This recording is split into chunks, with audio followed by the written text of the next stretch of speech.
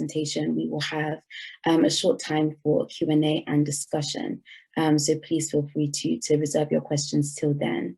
As you already know, the session is being recorded and can be watched at a later stage, but the Q&A session will not be recorded.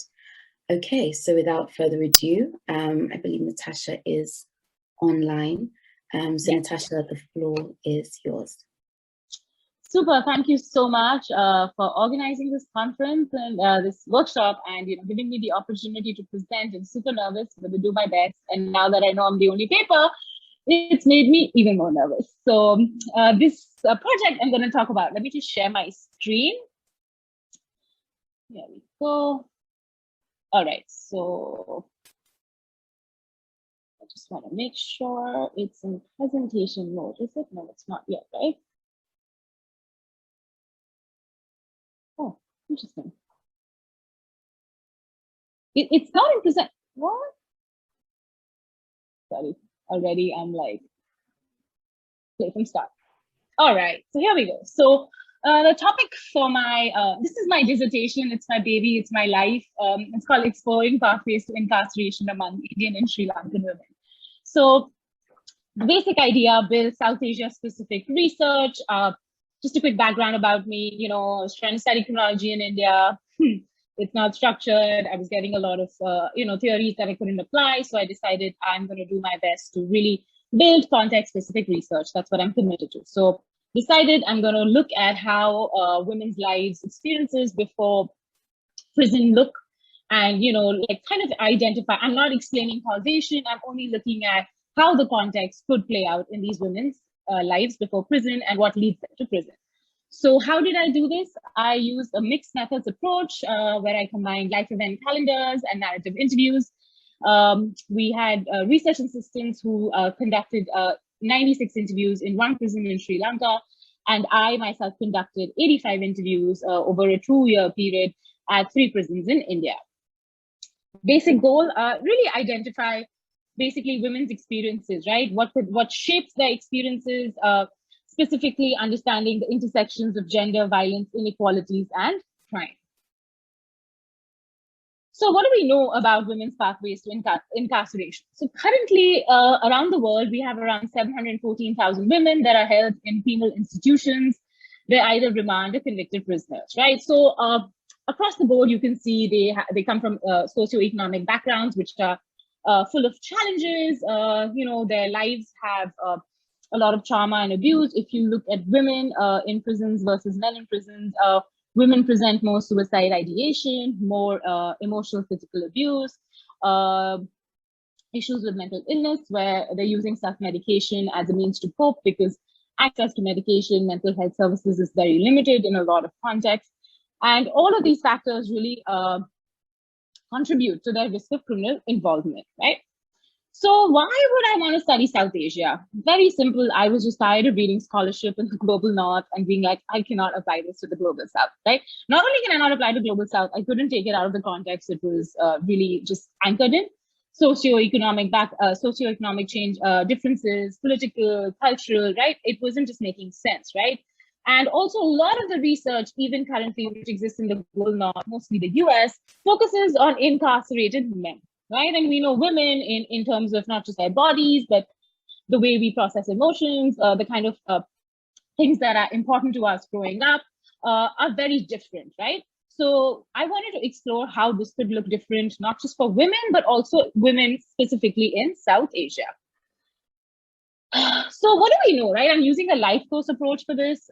Basically, feminist scholars, they use this to really understand the intersections of race, class, and gender, right? Like how do those intersections work to increase their women's risk for offending? And this research does have gender neutral risks, right? You can see that women and men share some of them, right? If you have a history of substance abuse and you've been victimized, you're more likely to end up being an abuser yourself. I'm going to explain a lot more of this. I'm trying to set it all up quickly so that I can actually spend time telling you what's different and what I found. So I think just quickly, just to be clear, India and Sri Lanka are conflated a lot, right? When I was studying in America, a lot of people thought Sri Lanka is just an extension of India. So for me, I was like, I'm going to tease these two apart. I'm going to make sure that people really understand. So this is just how we look in, geographic location.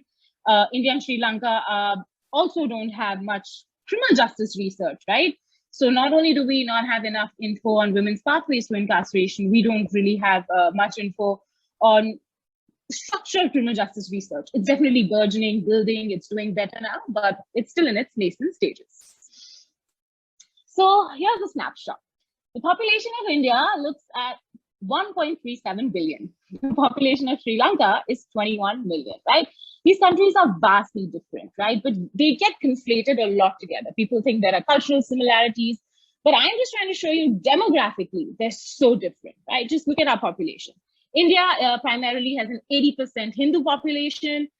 Sri Lanka is, as the 2011 census, there are new statistics coming in now in 2021. They've been delayed because of COVID, but 70.2% of Sri Lankans identified as Buddhists, right? The second majority in India is Muslims. In India, that's Hindus. So these are things that I wanted to pay attention to because I'm going to tease them out in my sample size, right? I wanted to sample accordingly so that it's representative of basically the larger population that I was studying. So the one thing that's common between these two countries is they were both colonies, right? And we could go into details about how both their penal codes were impacted completely by the British influence, and those haven't changed. But for today's presentation and for the sake of time, I'm just going to talk about how it impacted the status of women. The idea was to mirror the status of women in Britain, right? So it was to create this ideal of what a woman looks like. She's pure. She doesn't have multiple partners. So what happened was, in India specifically, which had a very custom-based code, it became formalized, and the state started to interfere, right? And it was all done in the kind of pretext that these are modern concepts, India is old, we don't need sati, and it was done under the idea of actually making the status of women better. But what you'll see through my presentation is, and it's also clear through a lot of research, is that this is not what happened, because women actually lost their right to inherit property. Basically, in India and Sri Lanka, you'll see it, that women were basically stuck in this thing where they ended up becoming even more dependent on men. Sri Lanka, similarly, Sri Lanka had really, women could move in and out of marriages easily. Polygamous relationships were celebrated. It was part of the culture, but what happens is the British legal codes come in. There's rigid marriage, state intervention when you're trying to get divorced, which purely favored men.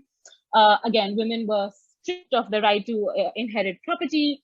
Again, creating this kind of atmosphere where women are completely dependent on men economically, and also you really clearly define that this is what the pure woman looks like. She doesn't work, she's all about her family, and this is the only thing that you kind of see very clearly play out common in the two contexts. So what do we know about Indian women in prisons, right? They turn to crime based on class, religion, and the rural-urban divide, right? So we know that in India, currently, most of the women, which I also found, are convicted for dowry-related offenses. Now, just a quick thing, India and Sri Lanka both have dowry, but somehow violence around dowry only presents itself in India. So this is not something I was particularly interested in, but when I started looking at my data, it really speaks to you, because you're like, if these contexts are similar and the practice of dowry is so similar, why is it that so many more women in India are going to prison for dowry, but not the same in Sri Lanka, right? And there are like two other studies that have been done before this, and they highlight the same thing. Suvarna Cherkuri, she talks about that as well. Like women's roles in their families are limited, therefore making them like kind of an involuntary accomplice in how dowry offenses play out. Now, Sri Lanka is very interesting because when you look at it on paper, it has exceptionally high rates for literacy for women and men. Sri Lanka also had the first ever lady prime minister, right? A woman as the head of state, which actually hasn't happened in any other part of the world at the time that it was happening. And so on paper, Sri Lanka looks great. It looks like women have this agency they enjoy. But then there are also these patriarchal structures which really limit kind of how women play out. And especially when the ethnic war happened, there was like a sharp, rigid division of household labor, right? Women were only allowed into certain professions. The garment industries were set up, and it was kind of this thing that, women who work are not women that the Sinhala Buddhist ideal can kind of support. And if you look at Sri Lanka, most of the women are not going to prison for dowry or violence. It's drug-related sex offenses charges. So I talked about this a little bit. Across the 4 prisons, which were chosen to represent basically the diversity in the population, we use life event calendars and narrative interviews, right? I'm actually going to just show you what a life event calendar looks like. I'm so sorry, I wanted to squeeze it in there and show you. So up top on the x-axis, you can kind of see we're looking at the age. So we use a questionnaire and ask women their earliest memories of how they were living, the kind of relationships they were in, and in a way that kind of the cool thing that comes out of this is a graph of what this woman's life looks like. I have to be very honest, this was one of the toughest things I've done. I was rejected prison permission 45 different times in India. I showed up to the prison and they're like, you can't audio record. So there was a lot of pivoting, and that's why this life event calendar is so useful, because you're getting a lot of detailed codes, right? So I would ask a woman, tell me about whether, what kind of formal employment you had, and then she'd tell me about the earliest stage, and then we'd go through till the time she was incarcerated. In Sri Lanka, we'd paired up our research assistants. So one person was just filling in the calendar while one was taking detailed notes for the narrative interviews.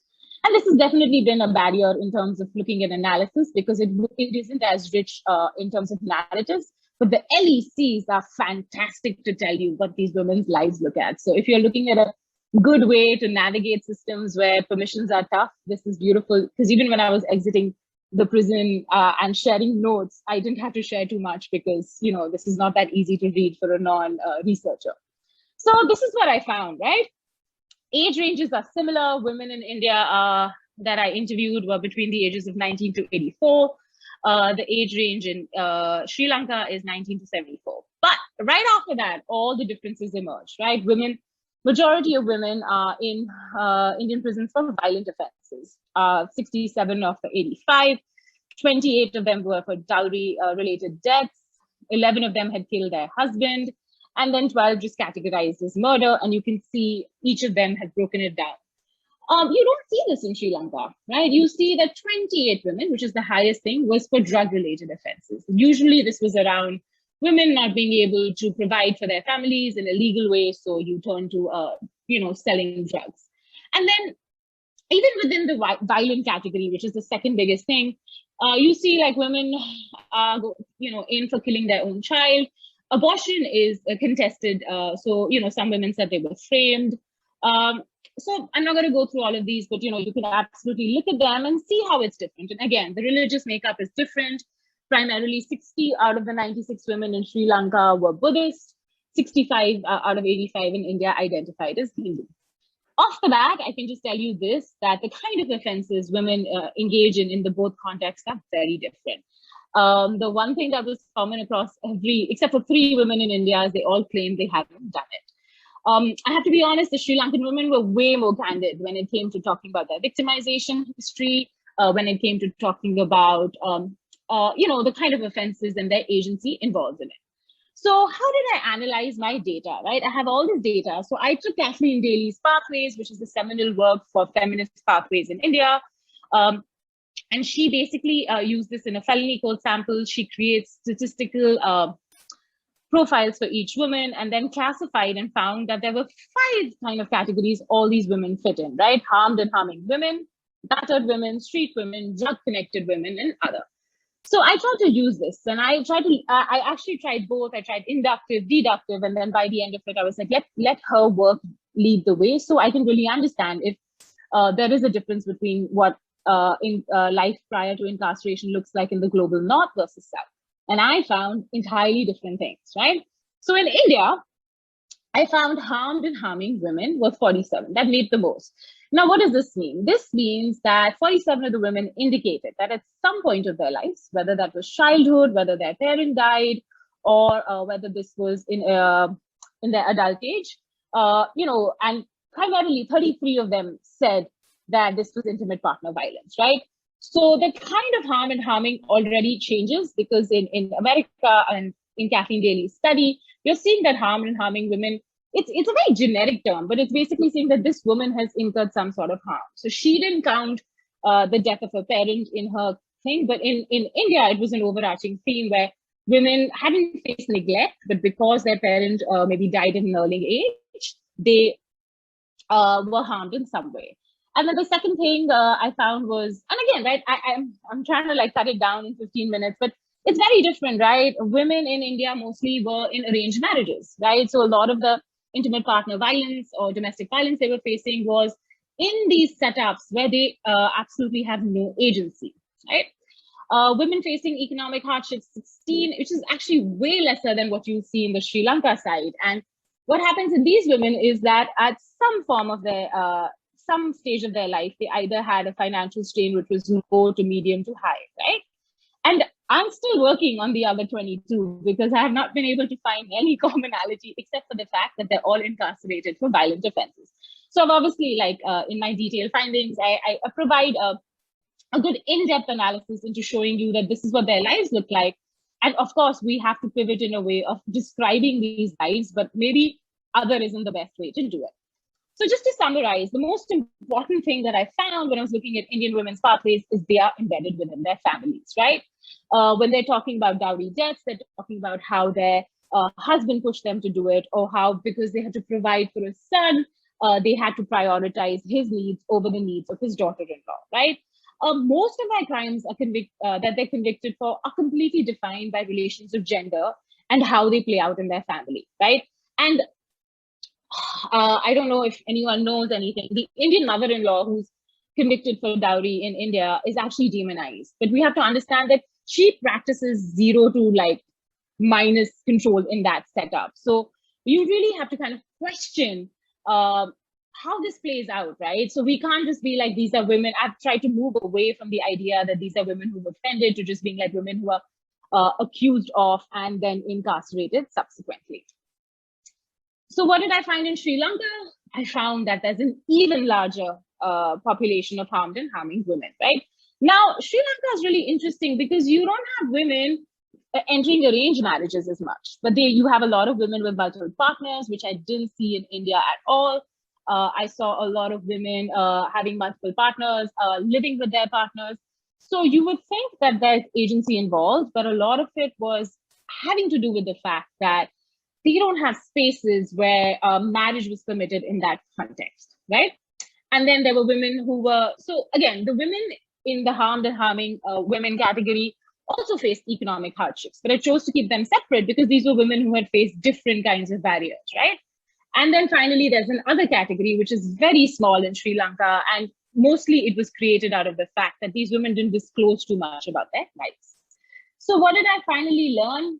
That in these women's, in Sri Lankan women's qualitative interviews, right?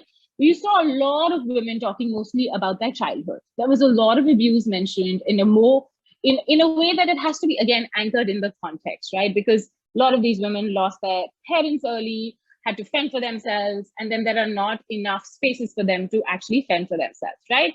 The circumstances they grew in, and again, that impacts their access to education, which cuts off your opportunities later, and they had financial difficulties as well, right? Which didn't, where you basically informal employment becomes the thing, right? So your childhood is not a childhood, you're trying to support your family. And this is like super succinct. I know I'm like over the 15-minute mark, so I'm gonna just, I think the most important thing is context matters, right? Like, you definitely can apply what you're using. What we have in the global north is definitely a great direction to understand, or a roadmap of how we can explore findings in the global south. But just something as simple as, I'm even trying to understand how to not call it South Asia, because there is just no similarities between the countries that exist here. We've been clumped together a lot. The voices have been drowned out. These stories have been kind of, just kind of washed over without any depth and without any importance given to the context, right? Just off the bat, the kind of offenses women engage in are very different, right? And their experiences before prison are completely exacerbated just because of the context they live in, right? When you're living in such a strict, defined gender space, you're only allowed certain movement within that. And in India, that space is within her family. In Sri Lanka, you see that mostly within the way women can participate in the labor force, right? And then I genuinely didn't expect this, but yeah, it comes back to how the women's societal identities till this day were shaped during the British rule, right? And if you know anything about the context, you know that very few laws and even fewer cultural practices have changed, right? And basically, what had happened in the means of defining what the pure Sinhala Buddhist woman looked like in Sri Lanka, or what the archetypal pure Indian woman looked, there were two ways that we were fighting. There was a nationalist agenda that was fighting and saying this is what the Indian or Sri Lankan woman should look like. And then simultaneously, there was the British rule pushing back and saying, no, we have to strip women of these rights, right? Because we're trying to save you. So this is the kind of narrative that I'm really trying to now kind of explain in a way that it ties the two contexts together, but it's impacted women in very different ways, which ultimately leaves us with a very simple question of how much agency are these women really practicing when they're engaging in unlawful behavior? When a woman really doesn't have any space in her home, and most of her offenses and offending is coming out of that space, how much of it is her agency? How much of programming do we need to not just come in after she's committed the offense, but to expand that role? And similarly for Sri Lankan women, how do we expand her space in society so that she has labor market options, right? And she's not just kind of engaging in illegal means to fend for herself, which ultimately lands her in prison. So that's it from me. I think I've stuck to my time. Thank you so much. And yeah,